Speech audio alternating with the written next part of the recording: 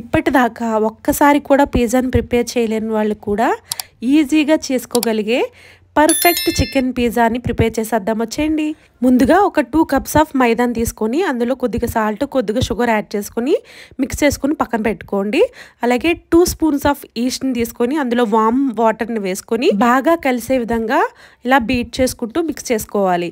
దాన్ని ఒక 5 మినిట్స్ కనుక పక్కన పెట్టేస్తే ఇలా పొంగుతుందండి. ముందుగా మిక్స్ చేసి పెట్టుకున్న పిండిలో ఇది యాడ్ చేసి బాగా కలిసే విధంగా కలిపి దానిలో కొద్దిగా మిల్క్ యాడ్ చేసుకుంటూ ఇలా పిండి ముద్దగా కలుపుకోవాలన్నమాట.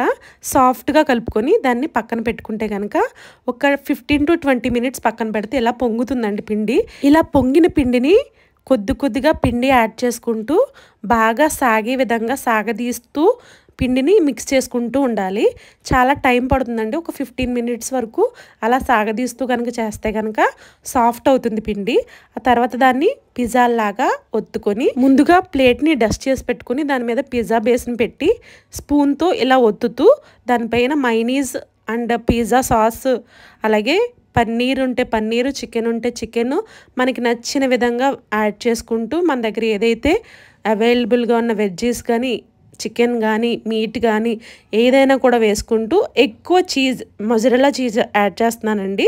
దానిపైన కొద్దిగా చిల్లీ ఫ్లేక్స్ అండ్ ఆరిగానో అది కూడా యాడ్ చేసి ముందుగా ప్రీహీట్ చేసిన గిన్నెలో దాన్ని ప్లేస్ చేసి దానిపైన మూత పెట్టేస్తే కనుక ఒక 15 మినిట్స్ వెయిట్ చేస్తే మనకి యమ్మీ పిజ్జా రెడీ అయిపోయిందండి.